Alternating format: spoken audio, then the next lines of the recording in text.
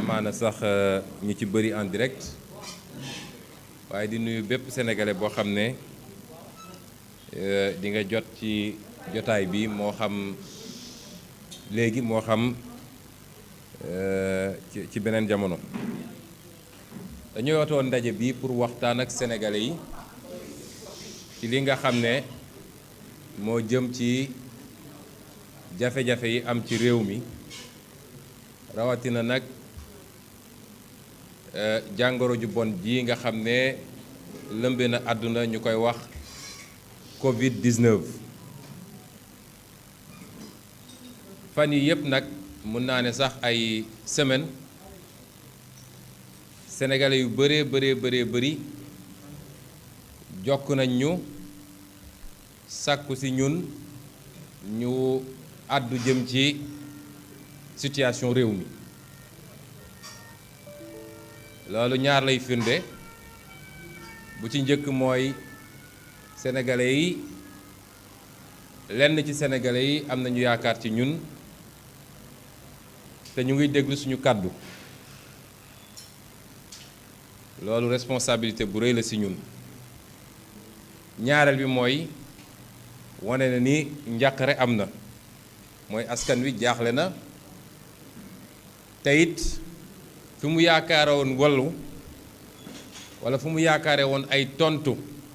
ci laaj yi nga xam ne moom la yor ba léegi tontu jibewu foofu. kon jël nañu suñu temps parce que jàpp nañ ni mbir mu sérieux la du loo xam ne da ngay jóg rekk wax ci ndax li mu dajale walla li mu la dajale ci gëstu ak ci ay xeetu xam-xam moo bari. ñun nag Sénégal dañoo baaxewoo léeg-léeg ñu ne sénégalais moom spécialiste la ci lépp moo tax ñu jël ci suñu temps nag def ci liñ ci war a def mooy waxtaan ceeg ñi ñu ci war a waxtaanal ñépp. lu mat ñaari semaine a ngi nii waxtaan nañoo ak docteurs yi spécialité yépp nag muy infectiologue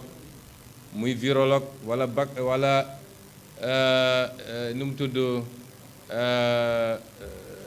biologiste waaye yeneen xeetu parce que ñoom ñoo gën a féete lii waaye yeneen xeetu xam-xam yépp généraliste yeeg spécialiste santé publique yeeg ñu bëri jokkoon ak ñoom ñu nañu ak ñoom wala ñu toog ak ñoom waxtaan ceeg ñoom. loolu nag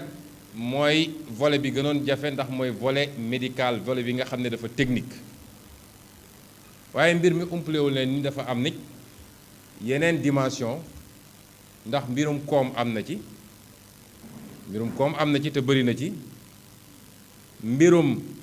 société am na ci mbirum droit sax am na ci moo tax mu doon mbir moo xam ne technique am na ci naam te mooy cëslaay bi balaa nga ciy def dara da ngay déglu technique bi waaye dafa dépasser technique dafa laaj une gestion politique suñu réeree mbir gestion politique bi rek dañuy réere mbir li ci des yépp. santé publique benn dimension la ci les politiques publiques boo xam ne dañ koy dénk ay autorités publiques jiite ci président de la république ak gouvernement am rawati nag ki nga xam ne moo féete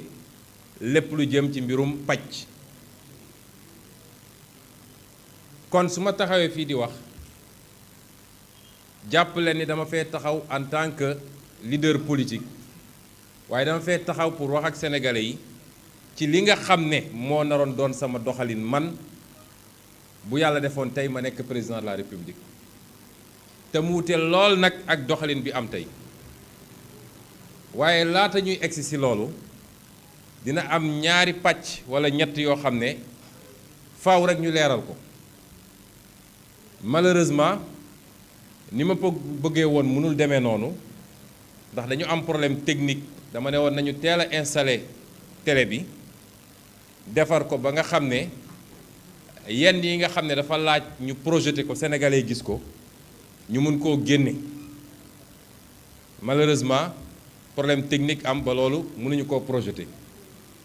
waaye li ñuy wax fii lu bëri dañ koy def après benn tribune boo xam ne dinañ ko publier ci presse bi publier ko ci réseaux sociaux yi ba sénégalais bu ne mën cee jot gis tam détails yi ñuy wax bi njëkk bi ñu bëgg a leeral balaa ñuy ñëw ci li ëpp solo ci mbir mi mooy dañoo jàkkaarloog gouvernement boo xam ne li ma mën a wax ci mbir mi mooy ab échec la mooy ab lajj la waaye dafa di lajj boo xam ne nag du lajj bu bett kenn lajj la boo xam ne dafa mel ni dañ ko programmé woon bi ma ñu bëgg a njëkk a leeral mooy ñoom bàkku nañ fii ne ñoom ñoo gën a baax résultat ci àdduna ci ni ñu gérer coronavirus bi ba sax dem nañu ba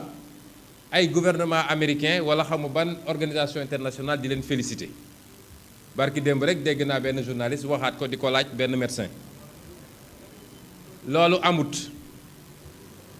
amut li am mooy septembre 2020 dafa am benn journal américain ab journal laa wax de pour wax leen ni ñuy manipuler opinion bi ak ni ñuy wëlbatee mbir yi pour jaay seen bopp ak wax lu dul dëgg journal boobu mi ngi tudd USA Today journal boobu dafa bind ne Macky Sall et son gouvernement peuvent être classés parmi les deuxièmes ou le deuxième mondial et premier en Afrique sur la gestion de la Covid-19 ab journal la ko bind mënoon na doon journalu Sénégal gi mënoon doon journalu Bénin mënoon na journal feneen yàlla dafa def mu doon journalu américain gisuma lu mu ëppalee journalu keneen nag ndax day gëstu rek xool bind ñu jël loolu daal koy yëkkati fu yeggal ko fu mu yeggul léegi su dee yow journal bindoon na septembre 2020 ne yaa gën a baax les résultats ñu ñëw tey juillet 2021 fu ñu natt nga nekk fa ci ndatte wala nga nekk fa ci ndaare yi li may wax dama koy firndeel ak ay statistiques yoo xam ne yu ñu liggéey la te lii moom laa bëggoon projeté ministère mënu cee weddi virgule ci li may wax fii su ko bëggee weddi it mën nañu def débat public ci li may wax nii parce que ay chiffres la yoo xam ne chiffre officiel la lu chiffre Ousmane Sonko de inventé wu ma ko chiffre officiel la yoo xam ne statistique mondiale mi ngi ci waaye statistique par pays mi ngi ci statistique par zone mi ngi ci boo jëlee zone bi ñu bokk ñun muy zone u CEDEAO ñun CEDEAO la ñu bokk CEDEAO fukki réew ak juróom la fukki réew ak juróom soo defee statistique u CEDEAO yi ma jox leen statistique yi li mu joxe ci lu gaaw a gaaw boo jëlee premier point bi ñu wax ko taux de test par rapport à la population par pays mooy soo jëlee réew mu nekk nu mu toll ñaata nit dafay dund nga natt ñaata test la ñu def pour natt jàngoro bi pour xool ku ko am ak léegi ku ko am ak ku ko ñàkk boo jëlee loolu te chiffres yi may joxe mooy chiffres yi nga xam ne mise à jour au 18 juillet 2021 la mooy ci weer wii daanaka fukki fan ak ñaar ci gannaaw soo jëlee chiffres yooyu lañ lay wax mooy Sénégal mooy 8e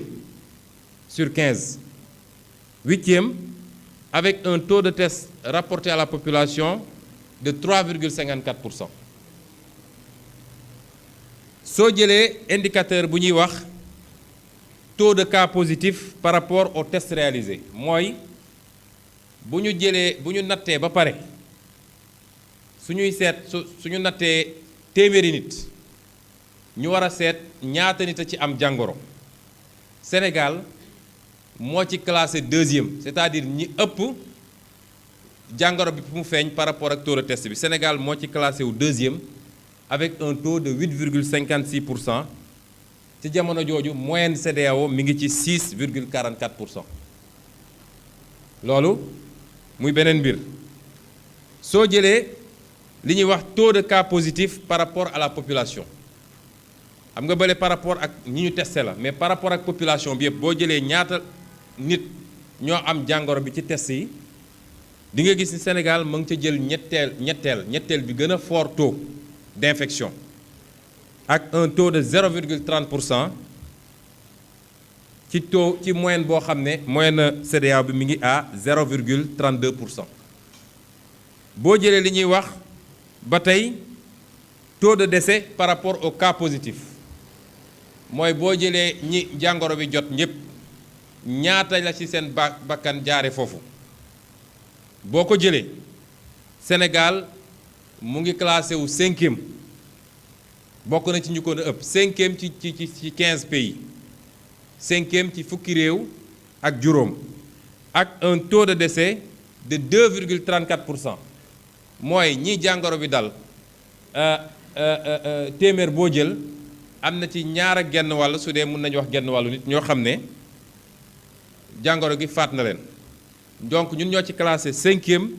ci jamono joo xam ne moyenne CEDEAO bi nee naa la ñun ñu ngi ci 2,34 moyenne CEDEAO bi di 1,31 1,31 boo jëlee taux de décès par rapport ak population bi mooy nombre bakkan yi rot ci Covid bi nga natt kook population générale bi ñun 16 millions lañu boobu boo ko jëlee Sénégal moo jël premier mooy ñoo ci ëppale ñëpp avec un taux de décès de 0,0071% alors que moyenne CEDEAO bi mi ngi 0,0016%. boo jëlee taux de cas sous traitement par rapport au cas positif mooy ñi nga xam ne bu ñu leen nattee ba pare ba gis ni ñii dal na leen ñii nga xam ne ñu ngi leen di faj par rapport ak ñi am cas positif Sénégal it 4e la ci placé wu avec 14,52% de taux de traitement de cas sous traitement alors que moyenne bi mi ngi à 4,51%. yeneen ak yeneen ak yeneen parce que damay bañ statistiques yi guddal mbir mi trop mais li ma bëggoon firndeel foofu rek mooy li ñuy wax sénégalais yi amut te lii ay chiffres la yoo xam ne man binduma ko créé ma ko dinaa leen jox sites yi ngeen ko mën a jëli jee yépp muy sites yi centraliser les données au niveau mondial ak au niveau sous-régional. loolu dafa bokk ci seen façon défini mooy fexe ba sëlëm sénégalais yi ñoo fi gën a rafet ñoo fi gën a baaxle ñoo fi gën a fekk dara amu ci. ñaareel bi ma bëgg a waxtaan nag jëme ci mooy jàngoro gi delsi na te am na doole li koy firndeel mooy ñaareel yi nga xam ne bëggoon naa ko exposé te malheureusement situation bi mayuñu ko su ñuy comparer les 3 étapes mun nañ ne ñu ngi ci 3e vague nag mooy mbir mi bu demee ba commencé egg benn niveau bi ñu ne am na doole trop dañuy considérer ni benn vague bu bees ñëw na ci diggante vague yi day am ay période yoo xam ne période accalmie la man jëluma vague yi mooy période pic yi waaye dama jël ay période yoo xam ne mun nañ ko natt ak ni ñu gérer crise bi. première période bi mooy boo jëlee du 2 mars 2020 ñëpp fàttaliku nañ ni 2 mars 2020 la mbir mi déclenché wu fii Sénégal 2 mars 2020 ba 27 septembre 2020 ñu ngi def 181 000 dépistages 181 000 la ñu def état du Sénégal ñu gis 14 900 cas mu doon taux de positivité de 8%. taux de positivité de 8%. loolu jox ñu am ci 308 décès période boobu ma wax leen ni 7 mois la 7 mois yi 308 décès lañ ci am loolu day joxe taux de létalité mooy ñi nga xam ne seen bakkan faatu na ci par rapport ak ñi mbir mi daloon day joxe taux boo xam ne 2% la 2%. ñu dellu si ci 2e période bi nga xam ne mën nañ ne door na ci 25 mi ngi doore ci 28 septembre 2020 dem ba 26 avril bii passé période boobu boo ko jëlee juróom ñetti weer la 8 mois ñu def ci 304 000 tests li muy wane mooy presque doublé nañu niveau test yi 304 000 tests yooyu joxe 25 000 cas fële dama ne woon 14 000 cas la fii ñu ngi 25 000 cas 25 000 cas yooyu day joxe moom it taux de positivité de 8%. ñu am en moyenne 31 cas graves par jour première crise bi première période bi ñu ngi amoon 30 cas graves par jour loolu joxe 796 décès mooy 796 bakkan rot na ci li ñu am ci ay statistiques yu wóor nit ñi corona bi moo leen rey parce que mbirum corona dinaa ci dellu si wax ji bëri na ci nee nañu bëri na ñoo xam ne ñu ngi ciy dee te demuñu ci hôpitaux yi mais xam nga loolu du loo mën a prouver li nga mën a prouver mooy li ñu la jox ci statistique nga xam ne ministère de la santé moo koy joxe bés bu ne la ca des njort lañ ciy mën a am parce que boo gisee yenn mandarga yi mun nga am njort bu ñu la nee it ñi ngi doon suul en moyenne nangami nit par jour waaye fan yi yokku na ba doublé na mun nga am njort ni ku dem corona bi la waaye amul kenn ku ko mën a wax avec exactitude parce que ku demul hôpital ñu dépister la kenn amul sañ-sañ ne obligatoirement lii la waaye mën nañ ci am njort loolu nag 796 cas décès yooyu dafa joxe benn taux de positivité de 3%. Donc 3% la woon fële 3% la fii it nga ñëw nag période bii ñu nekk nga xam ne ñun ñu ngi ko dooree 27 avril 2021 ba bés bii ñu nekk période bii nga xam ne dafa méngoog variant delta bi ñu ne dafa xaw a aay gaaf wala dafa xaw a gën a soxor période boobu ba bi ñuy arrêté suñuy statistique ñun ñeenti fan ci gannaaw muy le 24 juillet 150 000 tests 150 000 tests la ñu defoon 150 000 tests ci ñeenti weer donc boo ko bëggoon natt ak période bu jiitu nga xam ne 8 mois la woon da ngay multiplier 150 000 par 2 da lay jox 300 000 tests bu leen fàtte ni 300 000 tests la ñu amoon ci période boobu donc ñu ngi ci même tendance bi 300 000 tests mu joxe 16 400 cas donc li ñu ci mën a gis mooy cas yi yokku na ndax fële sur 8 mois on avait 25 000 cas bii sur 4 mois on a 16 000 cas soo ko multiplié woon par 2 su dee tendance bi dafa maintenir on aurait été à 32 000 cas donc cas yi yokku na ñëpp gis nañ ko loolu joxe taux de positivité de 11%. kon taux de positivité bi yokku na c'est normal parce que cas yi yokku na fële 8% la woon fii 11%. waaye soo jëlee statistique gouvernement bi rek nombre de cas graves yi en moyenne dafa wàññeeku parce que fële 30 cas graves la ñu doon en moyenne waaye fii ba bi ñu koy arrêté ñu ngi 13 cas graves en moyenne 13. ñu am ci 164 décès dama ne lii may wax ni c'est jusqu'au 24 juillet 2021 ñu am ci 164 décès loolu day joxe taux de décès de 1%. vague yu njëkk yi on était taux de décès benn bi 3% benn bi 2%. loolu lan lay firndeel mooy am na lu ñu doon wax dafa mel ni statistiques yi wane na ko mooy benn variant delta bi moo gën a soxar ci gaaw a wàlle moo gën a contagieux bokk loolu statistiques yi wane na ko parce que contagion bi moo ëpp. ñaareel bi mooy dafa mel ni ci li génn ci statistiques yi li mu rey moo gën a néew li amoon ci deuxième vague bi ak ci première vague bi lii ay constat la lan lañ ci mën a dégg nag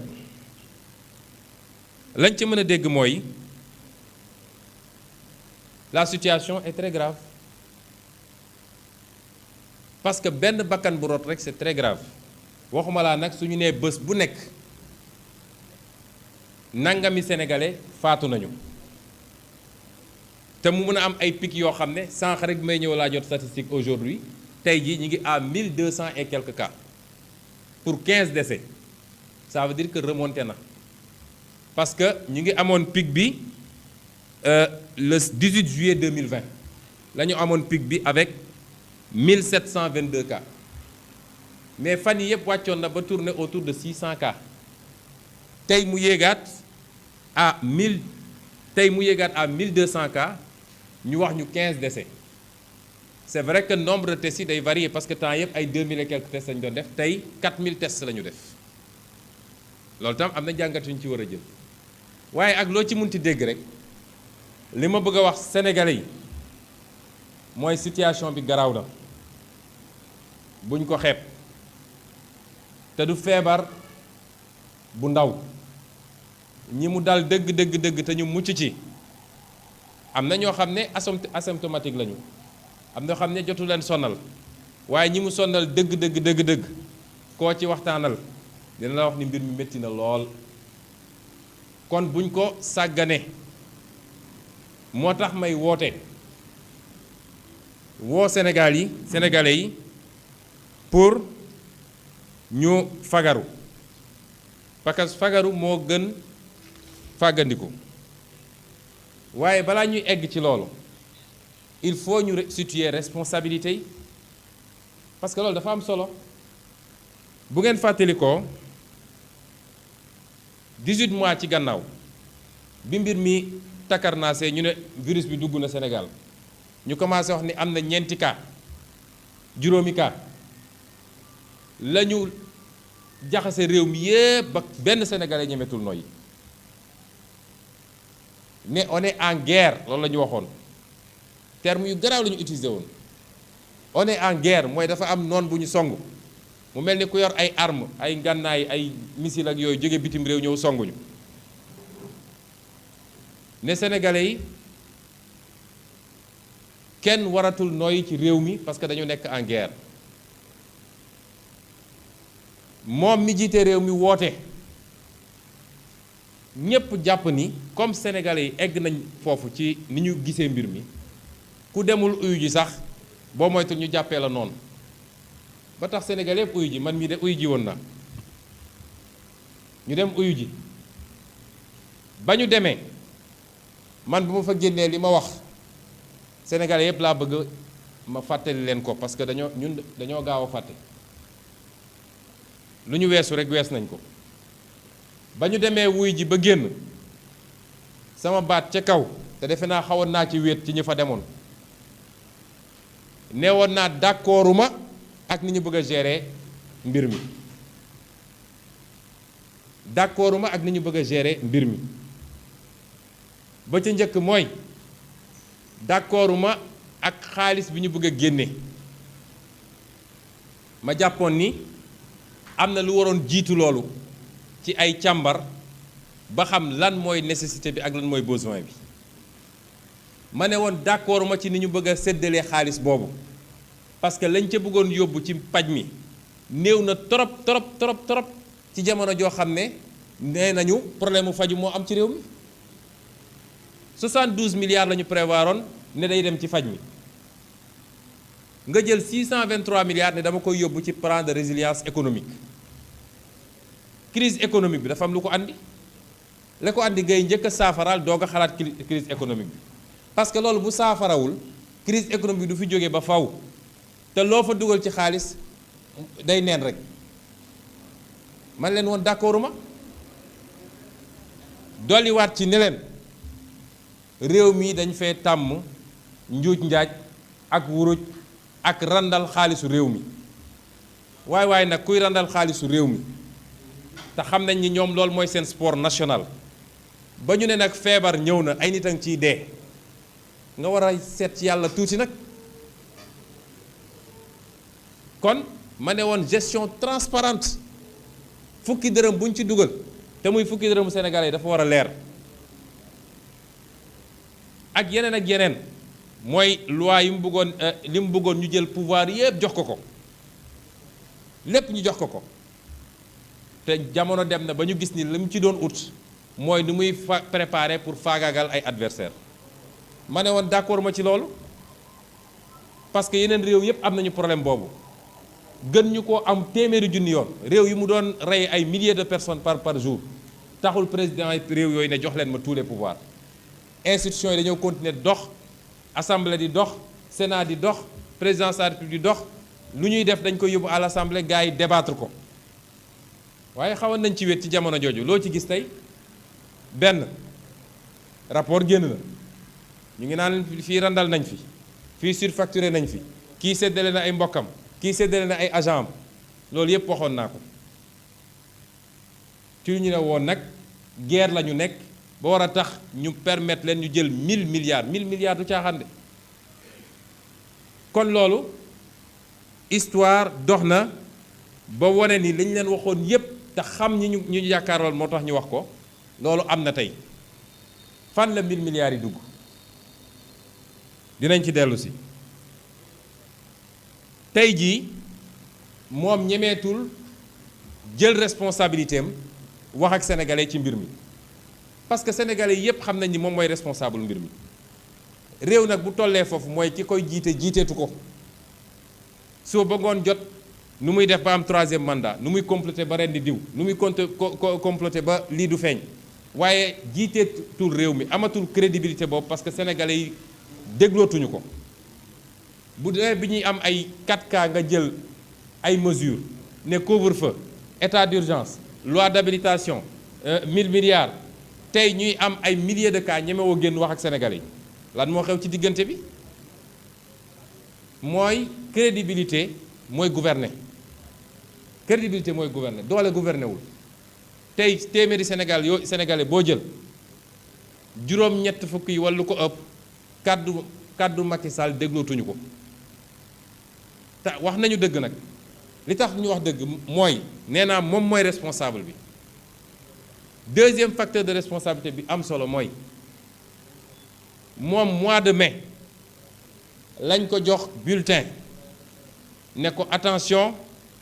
am na variant bu ñuy wax delta bu soxor la dugg na ci réew mi mois de mai mu waroon ci jël ay jumtukaayam waroon ci jël ay matuwaayam ba xool nu ñuy gérer cas boobu ba nu ñuy xool nu ñuy gérer nu ñuy limiter loolu ba du law ci dëkk bi waaye moom moo njëkk ci mois de mai boobu à partir de 27 mai takk ay bagaasam sol ay kaaram naan day dem defi ay tournée irresponsabilité weesuwul loolu dégg naa ñi ñaan ñu ngi mettre pouvoir et opposition dos à dos parce que ñoom ñëpp a def activité ça c'est malhonnête parce que pouvoir opposition amul information yooyu ñun du ñu recevoir bulletin yooyu du ñun ñooy jël les mesures parce que du ñun ñooy gouverner c'est comme ça que ça se passe réew yépp ci àdduna li am mooy bu menace bi baissé ba ne ci suuf dañuy ubbi réew mi ubbi stade yi ubbi discothèque yi ubbi waaye bu menace ñëwaatee dañuy tëjaat te loolu état moo koy def du opposition moo koy def du sëriñ moo koy def du association moo koy def c'est malhonnête de dire qu'on renvoie tout le monde dos à dos mais comme dañoo am de soi-disant analystes yoo xam ne dans ce pays du ñu dem jamais au fond des choses la responsabilité dafa am responsabilité boo xam ne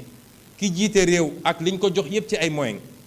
responsabilité am la de prendre les décisions par rapport ak information yi muy jot la ca des ci sénégalais yi kenn ku nekk selon ce degré d'information mun nga jël sa responsabilité individuelle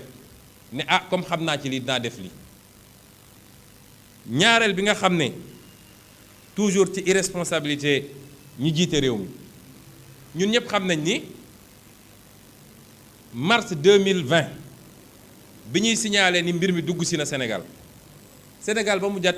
12 lits de réanimation moo fi newoon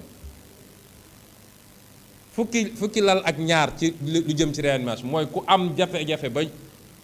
nga war a soxla ngelaw parce que sa poumon yi mënatul jouer rôle bi pour nga noyyi normalement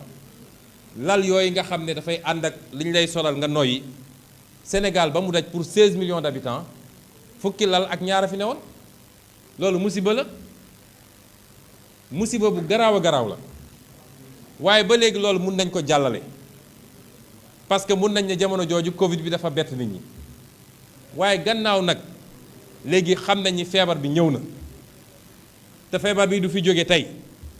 lan la ñu waroon def la ñu waroon def mooy xaalis bi ñu dajale ne moom pour yóbbu ko ci Covid la ñu waroon a orienté ci mbirum santé. Est-ce que xam ngeen ni 1000 milliards yi 112 milliards rek la ñu yóbbu ci santé, presque 10%. 112 milliards 800 et quelques milliards yi des pasar nañ ko ci ay mbir yoo xam ne kenn xamul fu mu dem. 112 milliards la ñu yóbbu ci santé ci jamono joo xam ne ñëpp santé la ñu soxla. loolu jàpp ngeen ni lu jaadu la. 112 milliards ci 112 milliards yooyu tey jii nee nañu 59, ñii nee nañ 53, ñii ne 59, dégg naa sax ku ne 60 barki démb. Même soo jàppee ni 60 lits de réanimation la ñu am, ça veut dire que 48 lits de réanimation rek la ñu jënd ci xaalis boobu, alors que réew mi wala àdduna mi ngi am problème boobu. loolu boo ko calculer 1 milliard 450 millions la ñu jël pour jënd ay lal, alors que am nga un budget de 1000 milliards bu la Sénégalais yi voteel. Parce que ma wax nag ni 1000 milliards yi bu ñu foog ni nag xaalisu Macky Sall la de, xaalisu Sénégalais la te 600 et quelques milliards yi dañ koo leb. Ça veut dire que ñun ñoo koy fay, suñuy doom nañ ko fay, suñuy sëdd nañ ko fay. 600 et quelques milliards nga leb ko ci anam googu, jëndoo ci ay lal, jëndoo ci ay gants, jëndoo ci ay blouse ak luy protéger personnel médical bi, jëndoo ci ay outils de test de dépistage rapide nga xam ne fu ne waroon nañ fi mën a dépister. tey est-ce que yoon la Sénégalais dem def dépistage toog 72 heures wala lu ko ëpp te amul résultat? ñu bëri def nañ dépistage balaa seen résultat génn dee nañu. loolu est-ce que yoon la nga jël xaalisu réew mi dem profitoo ci parce que ñoom lekk rek seen yoon newul ci la ca des. ku doon sukuraat sax ñu fekk la ngay sukuraat sa xaalis nekk sa poos ñu rocc xaalis bi bàyyi la foofu nga sukuraat. loolu musiba la cim réew. donc loolu mooy seconde irresponsabilité bi. ñetteel bi mooy ci jamono jooju moom Macky Sall, parce que soo naan sa askan dama bëgg ngeen def ay sacrifice, dama bëgg ngeen takk seen biir parce que mbir mi jaxasoo na, yow yaa war a njëkk a joxe exemple bu baax. waaye yow doo bañal sa bopp dara. jamono ji situation bii nekk nga xam ne kenn noyetul, moom mu jël 60 milliards dem jënd avion. avion boo xam ne soo si voyagé tey mun nga toog 1 mois 2 mois 3 mois doo ci dugg. te jamono bi mu toog yëpp yorul avion mat na 1 an et demi mi ngi doon tukki. nga jël 60 milliards pour yow kese nga dem jënd avion. xam ngeen 60 milliards ñaata lits de réanimation lañ ci mën a am? 60 milliards mun nga ci am 2000 lits de réanimation. 2000 lits de réanimation. daanaka tey su ñu amoon 500 lits de réanimation rek coow lu du demee nii. parce que ku am problème bi rek mun nga am tout de suite prise en charge, ku ci am cas grave rek mun nga ko am. 500 lits de réanimation rek suñu ko amoon nga ne tey 59 lits de réanimation la ñu am, 40 yaa ngi Dakar, 19 yi ci des dañu séddale ci dëkk ci kii bi te yu ci bëri ce n'est pas opérationnel. Ça c'est un crime contre le peuple sénégalais. li ñuy def c'est un crime, non assistance à un peuple en danger, exposition d'un peuple. ba pare ci jamono jooju yow yaa ngi gundaandaat ak noos. lii mooy jëfinu Macky Sall. jamono joo xam ne ñi ngi wax feebar bi lëmbe na àdduna, ngay wër di yelwaan, même tubaab yi muy wër di yelwaan. parce que yow da ngay yelwaan vaccin mënoo am vaccin. yow da ngay yelwaan ne nañ la baal bor bi. ki nga naan baal ma bor bi su la gisee ngay dem jënd avion 60 milliards dina ne kii daf may fontu. kii nekkul dans le besoin. te yaa ngi ko ameloon déjà xaalis fayagoo ko. yaa xay ku la leb 5000 fayagu la, romb la dem jënd iPhone xaw ma ñaata à 1 million di nga ne kii daf may font. kon yow da ngay yelwaan vaccin, da ngay yelwaan nañ la baal bor bi. yaa ngi chaque jour ce discours mooy solidarité internationale pour le financement des économies africaines. sa xam-xam mun laa may nga ut des solutions endogènes pour financer ton économie. lépp da nga koy yelwaan ba pare doo bañal sa bopp dara ci dépense de prestige. parce que jënd na avion cool ne gaañ wàcc pareeguñu ñu ne jënd na bateau de plaisance, mooy gaalu noflaay. du gaal gu ñuy jël di dem nappi wala yooyu, waaye gaal goo xam ne su sonnee ba sonn daal dugg ci ñu dawal wër Gorée mu noyyi eeru géej gi daal di dellu si ñi naan 3 milliards ñi naan 6 milliards ci jamono jooju nga jël suñu xaalisu réew jël ci ay millions wala ay milliards yëpp Sénégalais yi mel ni ay xar naan maa ngi leen yóbbu Kaffrine maa ngi leen yóbbu Fouta loolu mooy irresponsabilité Macky Sall li mu def c'est un crime contre le peuple sénégalais irresponsabilité incompétence ak déni la boole moo tax man dama ne wax naa ko depuis longtemps bu ñëw rek day yokk ci ba fi newoon Macky Sall n'est pas légitime à diriger ce pays parce que su doon dafa yem ci incompétent rek ñu ne garaaw mënul waaye bu ci boolee nag froideur ñàkk yéeg sénégalais yi ñàkk weeg sénégalais yi boobu problème bi day gën a garaaw ba tax nag lii lépp ñu wax nii da nga ciy boole yeneen ak yeneen yu wane ni Macky Sall moom mbirum Covid bi mosu koo intéressé parce que bu leen fàtte ni ci jamono bi sénégalais yi jaaxle ñu tiital leen ba kenn ñemeetul ne leen kenn amatul génn au-delà de 19 heures kenn amatul génn te takkoo masque te loolu yépp di woon mesure yoo xam ne lu ñu mën a dégg la tëj jàkka tëj église tëj ci jamono jooju moom mi ngi signé ay décret signé na fi décret honoraria joxe ay xaalis yoo xam ne ay politiciens kese ñu séddoo jamono jooju la ñu am les rapports OFNAC ak keneen yu gën a scandale ci ni ñuy randalee xaalisu réew mi jamono jooju la ñu am rapport bi nga xam ne génn na ci distribution aide alimentaire bi jamono jooju la ñu am ay complot ñuy préparé contre des opposants ba mu andi fi li mu fi andi ci réew mi jamono jooju la ñu am sénégalais yi jaaxle nañu tiit nañu nelawatuñu ñoom politiciens yi li leen intéressé mooy mburu ak soow c'est-à-dire même seen façon de parler mi ngi renvoyer à la jouissance noos mburu ak soow poñse ay wax yu ñàkk fayda te bañ koy def dañ ne woon xeex Covid moo tax tey Covid a ngi ni takkarnaase anañu kii gisuñu ko kii ñemewul wax mburu ak soow mooy séddoo xaalisu réew mi ci jamono jooju la ñu gis mu voté fi ay loi yoo xam ne ñépp xam nañ fi mu jëm loi ne sénégalais yi léegi ku ne mais terroriste nga daal di modifier code électoral bi pour gën a mun a xañ ay sénégalais seeni àq pour ñu mun a taxaw jàmmarloog moom kon responsabilité Macky Sall dafa rëy sañ naa wax sax ni il est le seul et unique responsable de ce qui se passe dans ce pays moo tax bu ko kenn ak essayer absoudre may wax sama grand frère sama xarit docteur Seydi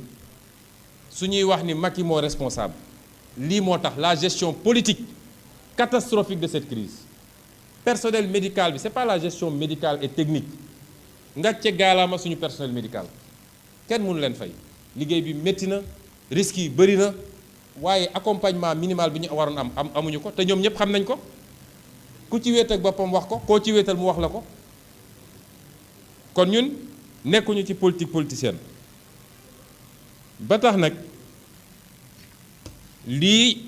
daf ñoo àndi ci constat bi ñu wax mooy situation bi mbokki Sénégal situation bu garaaw la du situation bu tuuti état bi démissionné na état bi lajj na état bi wane na cuuneem waaye ndax dafa war a tax ñun ñëpp ñu démissionné déedéet parce que du état bi la bakkanam di rot waaye ñun ñii sénégalais suñu bakkan di rot bu kenn ngalawaay weddeeti feebar bi parce que kenn ku ne ci ñun am nga ku la jege ku mu dal kenn ku ne am nga ku mu jege ku bakkanam rot man mii de semaine passée bële rek am nañ ci ñaar ci suñu biir parti te kenn ku ne am nga ko kon buñ ko sàggane buñ ko néewal parce que feebar bu am la te day reye te anam gi muy reye moo métti ndax di ñàkk ngelaw goo noyyee sa poumon di wër ngelaw goo noyyee ngay suffoqué ba jaare noonu dem loolu dafa métti kon dama lancer un appel à tous les Sénégalais bu ñu topp irresponsabilité état bi su état bi irresponsable nous le peuple nañu responsable te responsabilité boobu fa may jaar mooy njëlbeen bi ma njëkk a jaale famille yi nga xam ne ñàkk nañ ci ay nit ndax métti na trop massawu ñi mu dal te ñu nekk tey ci ay situation yu métti ci hôpitaux yi waaye du ma yem ci wax li nga xam ne mooy responsabilité Macky du ma yem ci wax lan mooy lajju nguur gi su dee mënuma cee boole ay proposition parce que dama leen wax ci njëlbeen ba ni li ma fas yéene waxtaan ak Sénégalais yi mooy tey man su doon maay président de la République naka laay gérer situation bi ñuy dund li yàqu na irresponsabilité bi ñu am ñoom tax na sacrifice yi Sénégalais yi defoon yépp fi mu ne nii nen na parce que dañu defoon sacrifice ñu tëj nit ñi laaj ñu suñu xaalis ak yeneen personnel médical bi lu ne mu daj ko ci ba ñu dem ba doon am ay 1 cas 0 cas yu demee noonu loolu yëpp tey nañu jàpp ni nërmelu na kon lan moo ci des la may wax ci samay proposition mooy ci li ñuy wax en amont mooy ci njëlbeen ba dama gëm ni confinement waratul am Sénégal confinement du solution bi li tax du solution bi mooy benn boroom xam-xam yépp nee nañu ci réew yu mel ni suñuy réew confinement bi mënul am résultat parce que kër yoo xam ne boo fa demee di nga fa fekk juróomi nit fukki nit ak juróom kër googu ci boppam mun na doon li ñuy wax cluster mooy moom ci boppam mun na doon foyer boo xam ne fa la feebar bi di développer ñaareel bi mooy mënatuñu génne ñoom fonds Covid 19 ba naan dañuy joxe ay kit alimentaire amatuñu ko pasar nañu xaalis bi te leb naa leb ba kenn bëggatu ko lebal dernier euro bon bi mu dem lebi dafa plafonné léegi capacité am te àdduna bi nag na Sénégal di xam ni réew boo xool tey moo la gën a soxla boppam ndax ñoom ñëpp ñi ngi xeex ak feebar bi di génne ay milliards d'euros ou de dollars pour jënd vaccin bi di def di jàkkaarloog crise économique boole kook ay catastrophe naturelle ke barki démb rek Allemagne bi glissement de terrain yi amee nee nañu il faut 5 milliards d'euros pour Allemagne reconstruire kër yi fa yàqu kon réew yooyu tey tal nañu leneen lu dul di jox ay nit xaalis ñuy jëndi avion te lii bokk na ci jàngat yi ñu ci war a am mooy lajj gi ñu lajj ci wàllu économie parce que ci wàllu économie soo mënul créer li ñuy wax économie endogène mooy fexe ba li ëpp ci li ngay soxla nga produire ko sa réew su choc exogène ñëwee mooy su problème amee ci àdduna comme yow da ngay jéggaani lépp yow yaa koy gën a yéeg ñeneen ñi tey Sénégal 80% li ñuy consommer dañ koy jéggaani 63% de notre économie secteur tertiaire la secteur tertiaire du moom mooy supporter choc endogène exogène c'est-à-dire secteur tertiaire mooy téléphonie Sonatel Expresso et cetera wala banque yeeg assurance yi wala yu demee noonu loolu du mooy supporter choc exogène nga am mbay mu dëgër am càmm gu dëgër am napp bu dëgër am artisanat bu dëgër am ay industrie yuy transformé loolu moo lay permettre nga supporter choc yooyu te loolu dañ koo lajj Sénégal ba nga xam ne tey welwaan rek la ñu mën a def ñetteel bi tax mënuñoo confiner waat nit ñi mooy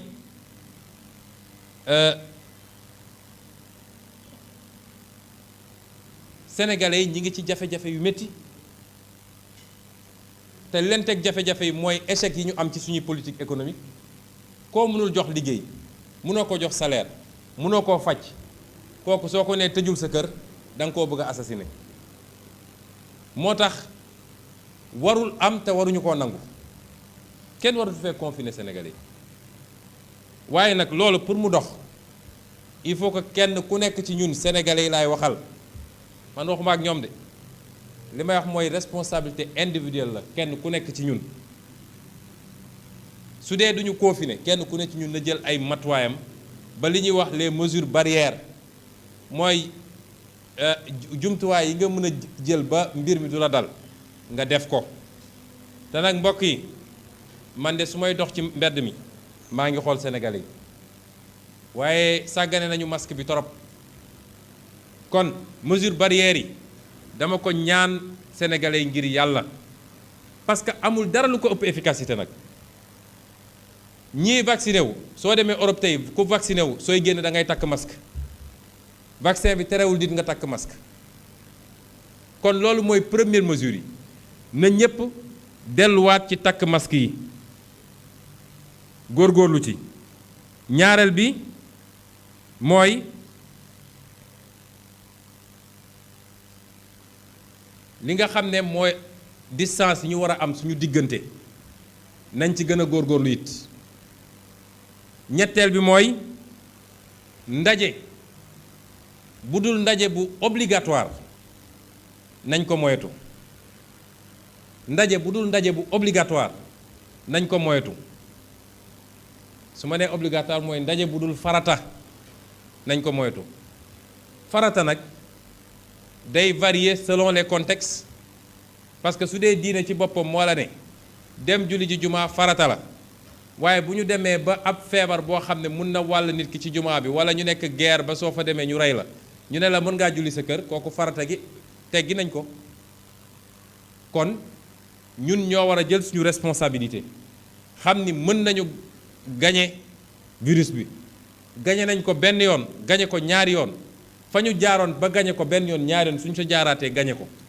donc bu ñu ne lii daal ay wax rek la ku nekk bàyyeeku nañu respecter mesure distanciation yi nañ ko respecter ñun de ci li ñu concerné li nga xam ne lu ma waroon def la man te Sénégal yëpp doon ko xaar muy nemmeeku tour bi ma waroon yóbbu ma wër Sénégal yëpp suspendre naa ko ba jëmmi jamono ba situation bi gën koo permettre parce que politique mooy suñu option waaye dafa am jamono joo ko mën a def ak jamono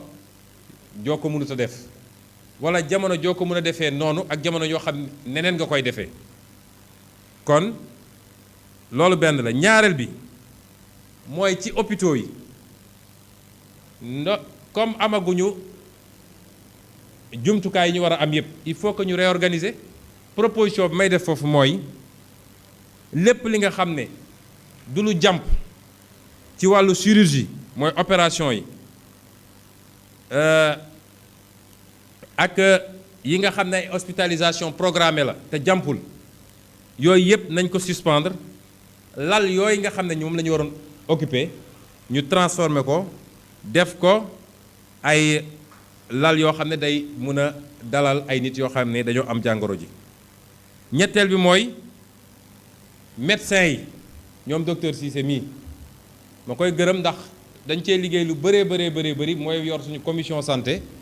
mu liggéey ci ak médecins yu bëree bëri ak ñeneen ñi ma liggéeyal ba ñu ne bitim réew ma leen di gërëm fii ci collaboration bi. waaye médecins yi ak personnel de santé bi ñu former leen ci ni ñuy gérer ni ñuy toppatooyee les cas simples parce que souvent dañuy concentré wu trop ci cas grave yi. cas simple yi ñu xaw leen a sàggane ñi nekk ci kër yi ñii di tëdd ci couloir yi cas simple yu bëri mooy mujj nag ci sàggane bi ñu ko sàggane mooy mujj nekk cas grave. ñetteel bi mooy saalu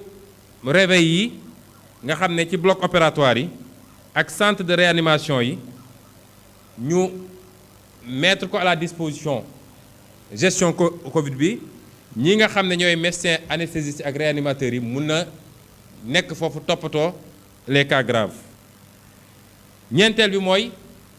ñu approvisionner réew mi en oxygène mbokk yi gàcce la ñu ne 21e siècle Sénégal dafa am problème oxygène ñuy génn di weddi waaye lu am la Sénégal dafa am problème oxygène kon nañu approvisionner réew mi oxygène bu doy te ñu fexe ba oxygène bi bu mu manqueeti. juróomeel bi mooy ñu yokk lits de réanimation yi nañ ko yokkaat bu baax a baax moo xam fu muy jëli jee xaalis bi nag loolu day suñu juróom-benneelu proposition mooy comme dañoo soxla xaalis yàq nañoo yàq ba tey fu ñu jëlee xaalis dina leen të mooy lii nga xam ne institution yu amul benn njëriñ la ci réew mi, benn njëriñ, conseil économique social, HCCT ak xawma yan, nañ leen supprimer, jël xaalis boobu jëndee ko ay lits de réanimation parce que amu fi njëriñ. Kan fii ci salle bi moom mun a wax ban njëriñ la institution yooyu am? Kan moo mës a lire seen benn rapport? Kan? Amu fi njëriñ. juróom-benneel bi mooy ñu gën a développer test rapide yi, fexe ba mu accessible, parce que du yoon ab sénégalais yéeg dara ci yaramam njort ni lii la nga dem def test te xam nañ ni variant bi dafay développer rapidement ci dernier jour yi, ñu naan la xaaral ñetti fan, ñeenti fan, juróomi fan pour nga jot résultat test bi. Loolu du yoon. ñaareel bi mooy masque yi ñuy takk. Foo romb ci mbedd mi gis ay masque, ma ci interpeller nguur gi, il faut ñu teg benn système de collecte et de recyclage de ces masques, parce que masques yi li gaa yi xamul mooy c'est pas biodégradable, mooy du gaaw a yàqu ci suuf si. Masque boo ci gis il faut 400 ans pour mu dégrader wu, moom ak mbuus yee yem, parce que matière bi ci nekk la. Comme am na tey ay société, ay entreprises yoo xam ne loolu la ñuy liggéey, il faut que ñu def benn système bu ñuy collecter masques yooyu pour gérer notre environnement, parce que dafa am solo. Loolu yëpp tam ñu boole ci, su dee njort nañu ni bëri na am ñoo xam ne ñi ngi ñàkk seen bakkan ci biir kër yi te demuñu hôpital, ñuy laam-laame na moom la wala du moom, parce que ki nga xam ne dafa dem def test ñu ne ko corona la, mu dem hôpital ñu faj ko sottiwul mu jaar fa faatu, kooku dafa am benn protocole sanitaire bu ñuy def, service d'hygiène, ñu désinfecté corps bi et cetera, doo ko dem yéet ay mbokkam. waaye ki dee ci kër ga te xamuñu ndax moom la wala déet, te nee nañu virus bi ki nga xam ne ñàkk na bakkanam ba pare ci yaramam la gën a am doole que ki nga xam ne mi ngi dund. kon su dee loolu am na, bu dee am na ñoo xam ne mbir maa ngi leen di rey seen kër te ñu nekk en contact ak seen waa kër, nekk en contact ak ñi leen di suuli, ñi leen di sang, kon ñaata nit la virus bi mun a contacter? Kon tous les cas suspects dañu war a def prélèvement ak analyse balaa ñu koy yóbbu naan dañuy suuli. su ko mënul nekk nañ def protocole sanitaire obligatoire. Man de dem naa keroog ci benn dëj, waaye bi ma gisee ñu teg kees bi nit ñi génne dugal suul te ñu ngi doon laam-laame naan moom la wala du moom, sama xel tey na. te loolu tam dañ ci war a jël ay matuwaay. mu des nag fi may daanele la jëm ci ñàqu bi, muy vaccin bi, faaw ñu wax ci, ndax it ñu bëri woon nañ ma ne mu waaw bul wax ci vaccin bi, c'est sensible. Homme politique lu xew ci réew mi te war a concerner waa réew mi yépp da nga cee war a gëstu, càmbar ko, waxtaan ceeg ñi ngi ci war a waxtaanal, boole kook leneen ak leneen li nga yor. boo dajalee loolu yëpp da nga war a am position wax ak nit ñi, parce que ay nit a ngi lay déglu, te nit dina la déglu fu mu dégluwul keneen koo xam ne peut-être loolu moo la ci ëpp xam-xam. li ma ciy njëkk a wax ci vaccin bi mooy jàngat gi ñu war a njëkk am ñun africain ci lii mooy tappale yorul am réew. seetu leen ni àdduna bi yëpp, continent yëpp produit nañ vaccin ba mu des Afrique. Asie produire na vaccin, ndax Chine am na vaccin, Inde am na vaccin, Europe produire na ay vaccin, Amérique produire na ay vaccin, Afrique mënul produire benn vaccin. li ko waral mooy fi ñu waroon investir sur le capital humain ñu ngi jël xaalis di ko pasar-pasare ci politique, ci jënd ay nit pour ñu voteel la, ci dugal ay nit ci ay cas di leen yóbbu mel ni ku yor sa jur. xaalis bi ñu waroon dugal ci njàng mi pour am ay scientifique yu taxaw, gannaaw bu ñu ko amee ñu créer ay cadre pour ñu mën a def recherche fondamentale, recherche développement, xaalis boobu la ñuy pasar-pasaree. moo tax sénégalais il faut ñu yeewu. ñu doon dugg ci kaar yi ñu leen di yóbbu Fuuta ak di leen yóbbu Kaffrine nañu xam ni xaalis bi leen waroon faj, xaalis bi leen waroon a jox liggéey seen doom, xaalis bi leen waroon tabaxal ay tali, xaalis boobu rek la ñuy jël di leen dugal di leen yóbbu. perte buy am yéen rek a ci perte ñoom perte ñu ci dara ndax jógewul seen poche ngir yàlla na sénégalais yeewu benn yoon réew caaxaan du ko defar waaye caaxaan gi du rek caaxaanu homme politique yi dafa am lenn ci askan yi yu leen topp ci loolu mooy premier jàngat bi. ñaareel bi mooy il faut ñu accepter débat di am parce que réew mi dafa am lu fi am loo xam ne man kenn duma ko mën a opposer mooy su dara amee rek ñu ne ñoom ñii la ñu bëgg ñëpp xalaatee foo jaar ñu ne la ñu joxañ la ne la ni nga war a xalaatee ba pare nag def benn propagande médiatique boo xam ne nit ñi sax dañuy ragal wax ndax ku wax ñu ne waaw moom de dafa contre lii wala moom de dafa lii mais demal France demal Angleterre demal États-Unis demal man chaque jour damay toog taal chaîne yi di seetaan suba ba ngoon jot ay débat la médecins yi toog débattre homme politique yi toog débattre ñii ne d'accord naa ñii ne d'accorduma c'est ça noonu la société di doxee te ñu war a nangu it ñi war a nangu it nii Sénégalais yi dañu am ay questions ñoom ñoo war a génn tontu question yooyu Sénégalais am nañ sañ-sañ am question ne ah man de ñàkk bi bëgg naa ci xam lii balaa ma ciy dugg bëgg naa ci xam lii nun duñu ay bàyyi ma yoo xam dañu lay takk rek yóbbu la ne la ay wax li may wax nag li ma ci gën a bëgg a leeral mooy man contre ma vaccin de bi ñu juddoo ba léegi ñoo ngi vacciné wu te vaccin yooyu amul benn bu ñu ci defaree Sénégal à ma connaissance wala docteur donc problème bi du est-ce que contre na vaccin wala contre ko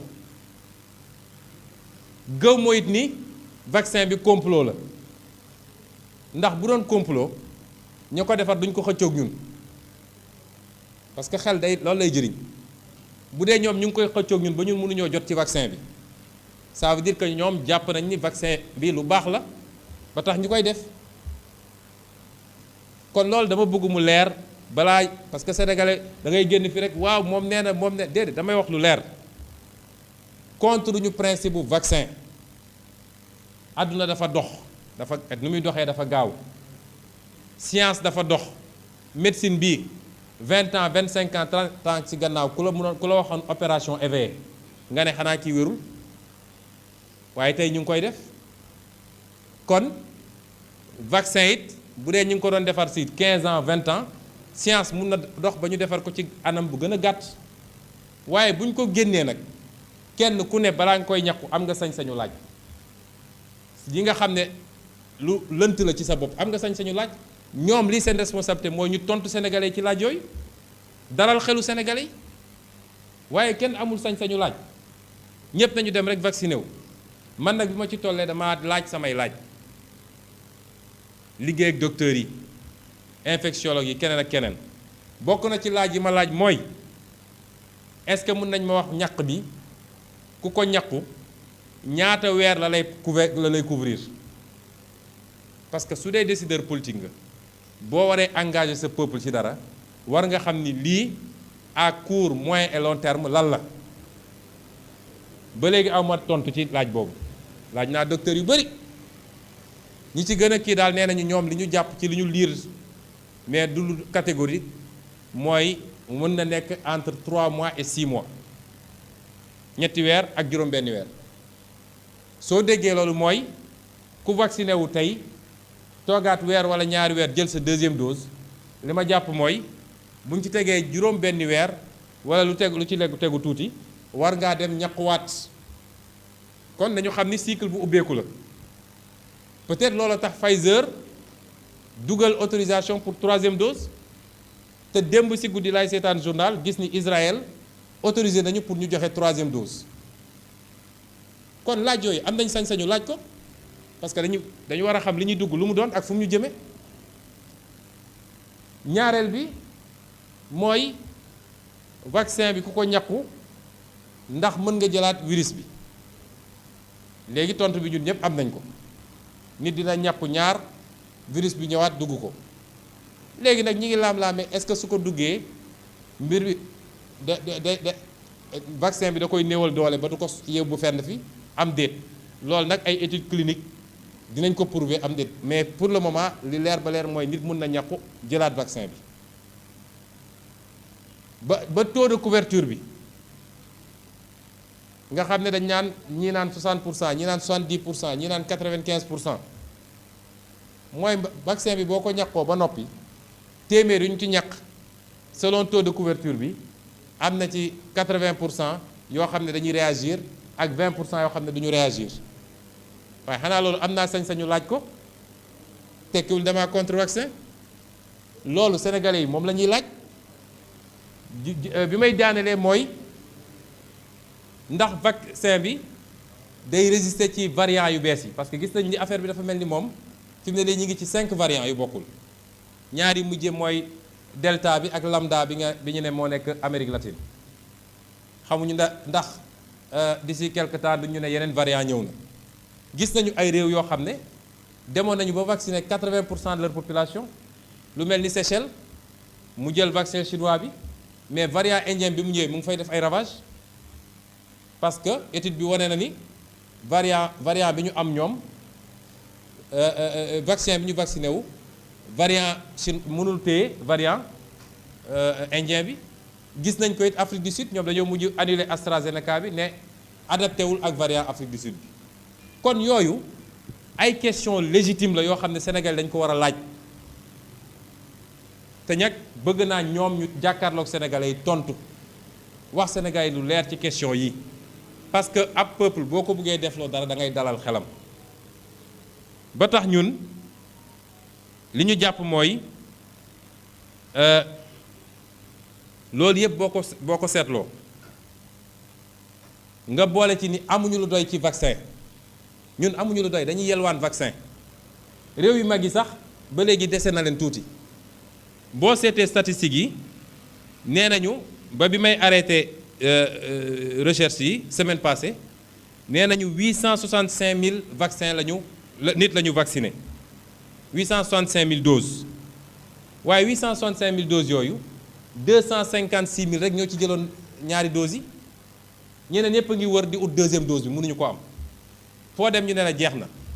loolu nag li muy moo ne mooy une mauvaise politique de vaccination